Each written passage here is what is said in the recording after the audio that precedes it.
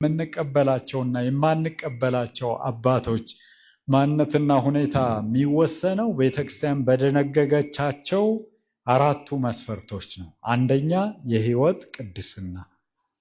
የምንቀበላቸው አባቶች በህይወታቸው ቅዱሳን ሆነው ቅድስናቸውን ቤተክርስቲያን ቅዱሳን ብላ ስትጠራቸው ወይም አረጋግጣ ስትነግረን ያወቅናቸው ቅዱሳን ነው።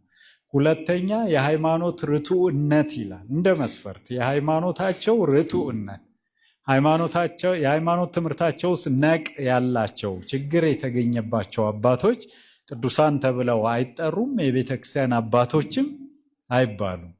ልብ ብላችሁ ከሆነ ብዙ ጊዜ መጽሐፍ ጻፊዎች፣ ተናጋሪዎች፣ ሊቃውንተ ቤተክርስቲያን በትምህርታቸው ሊቁ ገሌ ሚሏቸውና ቅዱስ ገሌ ሚሏቸው ይለያያሉ።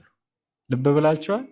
ሊቁ ገሌ ማለት ከትምህርታቸው እንደው አንድ በጎ ነገር ተገኝቶ የሚጠቀሱ ልክ ዛሬም ስንጠቅሳቸው የነበሩ ቅዱሳን ላይሆኑ በሃይማኖት ላይመስሉን ይችላል።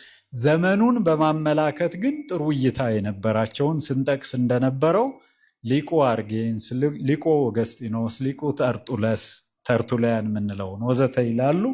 ቅዱስ ባስልዮስ ዘቂሳርያ፣ ቅዱስ አትናቴዎስ ዘእስክንድርያ ወዘተ ደግሞ እያለ የሃይማኖት ርቱዕነት ከሕይወት ቅድስና ጋር የተስማማላቸውን ሶስተኛ ኤክሌሲያስቲካል አፕሩቫል ይላል። የቤተ ክርስቲያን እውቅና ወይም ማረጋገጫ ያላቸው የሕይወት ቅድስና ምለው እኔ ደስ እንዳለኝ ሳይሆን ከማን ነው?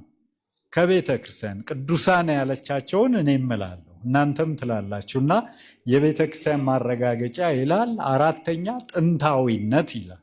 ቅድም ያልነው የአባቶች ዘመን ውስጥ የነበሩትን በእነዚህ አራት መስፈርቶች ቅዱስና ሊቅ በሚለው ቅድስናን ከሊቅነት ጋር አብረው አዋህደው የያዙትን ያለምንም ጥያቄ እነዛን ደግሞ በልዩነት እንደው በጣም ያስፈለጉ ነገሮችን ብቻ ለመጥቀስ አይነት እንጠቀማቸዋለን ነው።